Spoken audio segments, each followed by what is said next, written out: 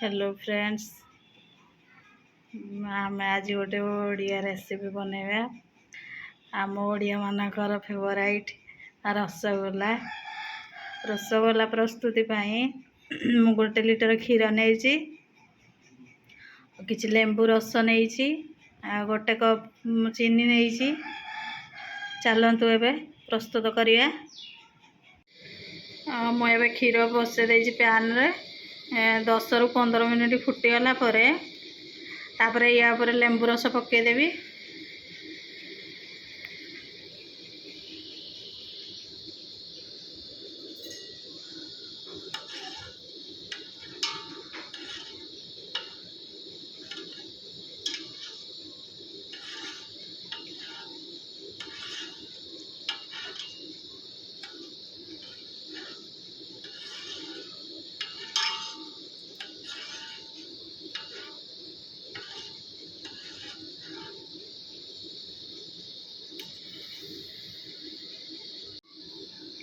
मझे मझे चलाउे जमी सर न पड़े क्षीर रे।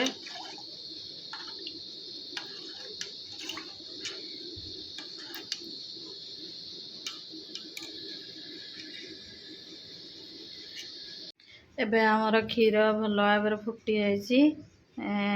जो लेंबू रस रखी लेंबू रस पकईदवा। एबे लेंबू रस ना आपण पाखे जो भिनेगार थी भिनेगार पकई पारे।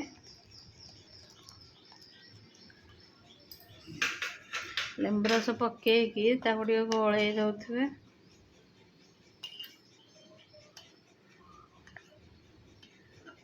क्षीरटा फाटी आईलानी, छेनाटा छिड़लानी, भल भाव छिड़ी जाऊ।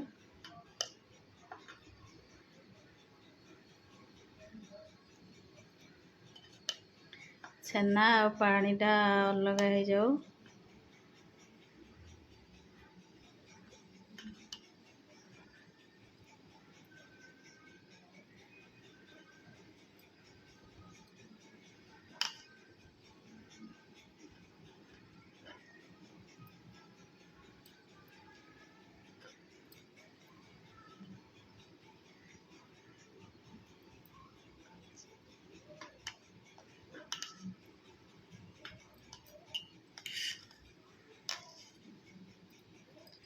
किछि पूजा पर्व कि कौन पड़े आपण घरे अति सहजरे आमर रसगोला रेसिपी करिपारिबे।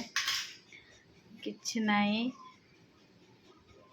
खूब कम सामग्री रे हेई परिबो रसगोला।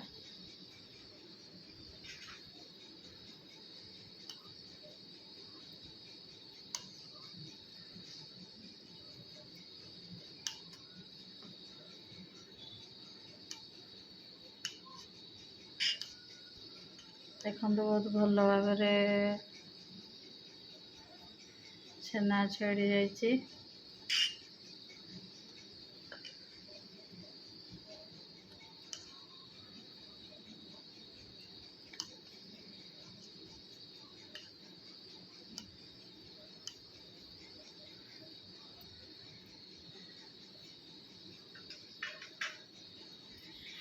एबे आमे ताको ओल्हे दबा। आमे एबे पैन को ढाली दबा।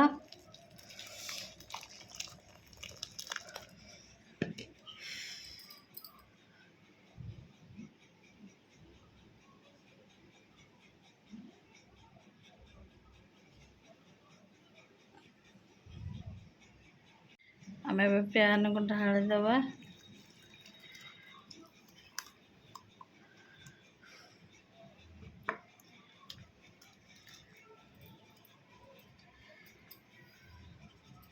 देखो बहुत भल भाव छेना छिड़ी जाइए आमर।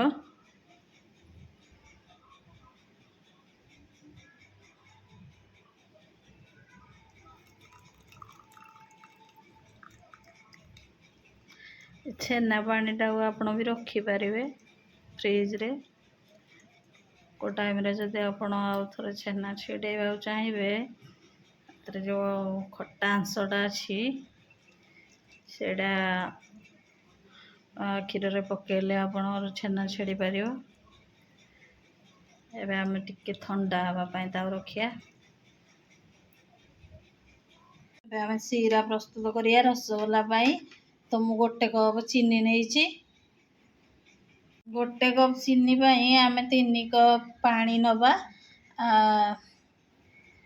ଏବେ ମୁଁ ସିରା ପାଇଁ ପ୍ରସ୍ତୁତ କରିଦେଇଛି। ଆଡ଼େ ହଉଥାଉ।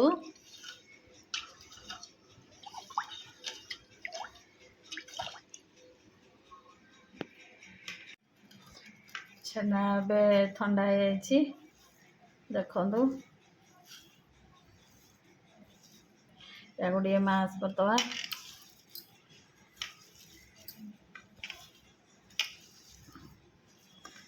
ରସଗୋଲା କଲା ବେଳକୁ ଯେମିତି ଆମର କିଛି ରହିବନି ଖଦଡ଼ ଅଂଶ, ତାକୁ ଟିକେ ଯେତେ ଜୋରରେ ପାରିବ ଟିକେ ମାସ୍ କରିଦେବା।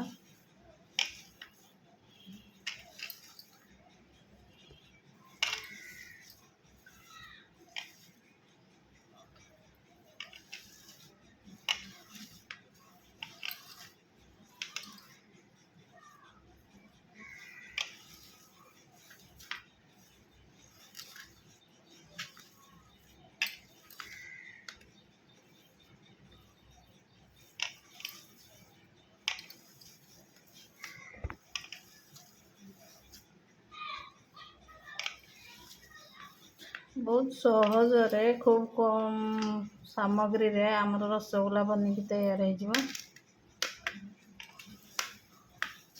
मिठा खाइबा को आपण चाहिए मन करेंगे ता एटा बहुत खूब कम टाइम रे हो जिवो।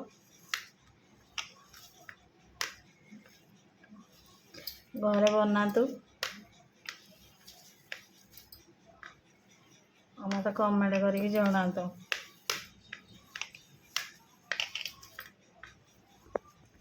एबे देखंतु मोर बहुत भल भल गोला हो जाइए।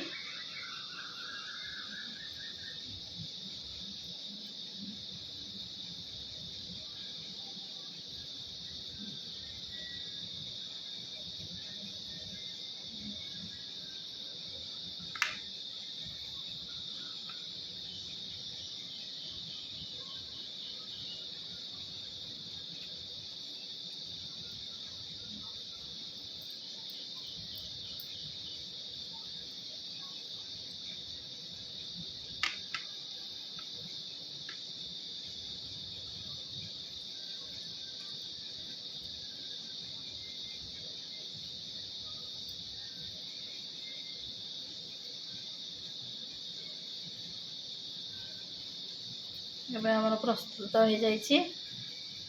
सिरा हो गले आम पकेदवा या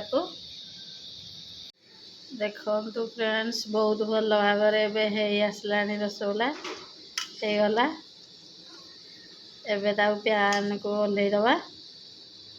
देखो बहुत भल भाव हो जाइए। ओल्हे आनिक टेस्ट करिया केमिति हेछि बोली।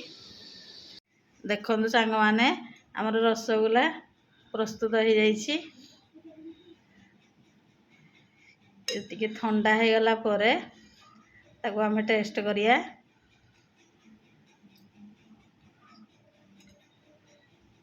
केते सुंदर भाव रे देख हो जाइए आम रसगोला।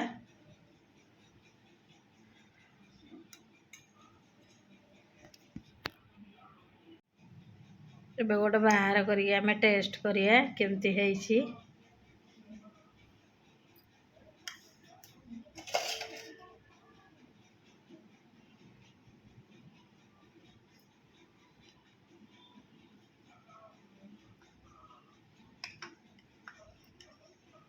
देखो बहुत भल भाव आमर रसगोला।